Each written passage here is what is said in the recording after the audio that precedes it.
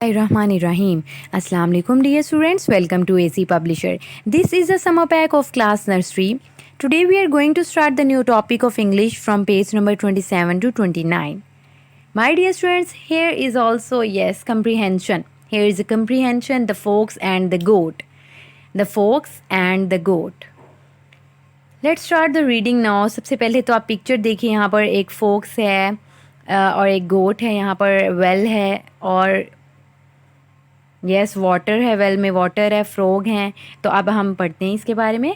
While reaching down to drink the water in a well one day, एक दफ़ा जब नीचे पहुंचते हुए, पानी के पास पहुंचते हुए पानी पीना चाहा, एक दिन अ फोक्स फेल इन, तो फोक्स उसमें फोक्स उसमें गिर गया. ट्राई एज ही वुड, ठीक है, उसने बहुत ट्राई की. He could not get out again, वो दोबारा से बाहर नहीं आ सका. Because the walls of the well were too high, well की जो वॉल्स थी वो बहुत हाई थी.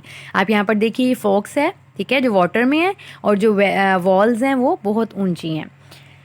नॉट लॉन्ग आफ्टर, ज़्यादा टाइम नहीं गुजरा था उसे गिरे हुए. अ गोट केम अलॉन्ग, उसके पास से गुजरी. Seeing the folks down there, folks को वहाँ पर देख कर, नीचे देख कर, he asked him the reason why, उसने उससे रीज़न पूछी कि तुम यहाँ क्या कर रही हो, क्यों, कैसे.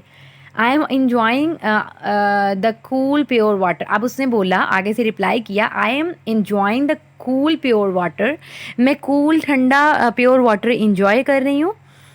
रिप्लाइड द फोक्स, फोक्स ने जवाब दिया, wouldn't you like to jump down and test it, क्या तुम इसे टेस्ट नहीं करोगी, मतलब तुम जब नीचे आओगे तो तुम इसे टेस्ट नहीं करोगे, तुम ये ठंडा वाटर इंजॉय नहीं करोगे. विदाउट स्टॉपिंग टू थिंक, उसे सोचे समझे बगैर, the foolish old goat jump down, foolish old goat ने, बेवकूफ़ बकरे ने जो है वो जंप कर दिया.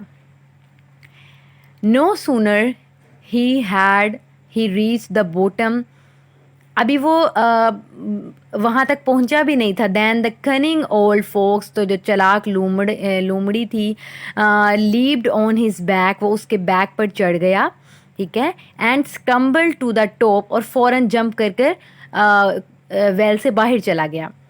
Looking down at the unhappy goat, अब उसने अनहैप्पी गोट को देखा, जो गोट बहुत पछता रहा था. बाद में उसने उसे देखा. The fox laughed and said, fox हंसी और उसने कहा, नेक्स्ट टाइम मेरे दोस्त, अगली दफ़ा, friend goat, be sure to look before you leap, आप देखो कि अगला बंदा किस हाल में है, सोचे समझे बगैर कोई कदम ना उठाओ, ठीक है. वो उसको ये कहकर चला गया. Okay, there are some question answers. Answer the following questions. Question number 1 is what happened to the fox while reaching down to drink water? Fox के साथ क्या हुआ जब वो water के पास पहुंचा? A fox fell in the well. Fox जो है वो well में गिर गया. Question number 2 is why could not he get out of the well? वो बाहर क्यों नहीं आ सका? He could not get out of the well because the walls of the well were too high. बहुत ऊंची थी. Question number 3 is what did the goat ask the fox, goat ने फोक्स को क्या कहा while seeing him down in the well, जब वो well में चला गया. She asked him the reason that why are you in the well, उसने उससे पूछा कि तुम वेल में क्यों हो. The next is question number 4. What was the reply given by the fox? The fox replied, I am enjoying the cool pure water. Wouldn't you like to jump down and taste it? The question number 5 is how did the fox get to the top again? The answer is that the goat jumped down the fox, leaped on his back and scrambled to the top. The question number 6 is what did he tell the goat to do the next time? उसने next time goat को क्या कहा? Next time, friend goat, be sure to look before you leap. There is a question number 2. Translate the following sentences into English and change them into negative and interrogative sentences. बच्चे शोर करते हैं.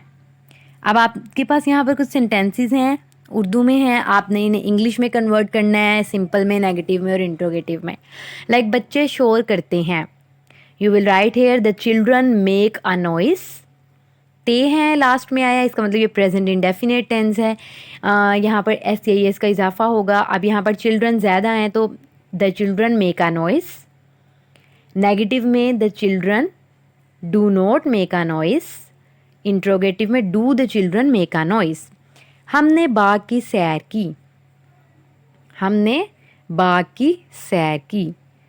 यहाँ पर आप सिंपल में लिखेंगे, ये आपके पास पास्ट टेंस है, पास्ट इंडेफिनिट।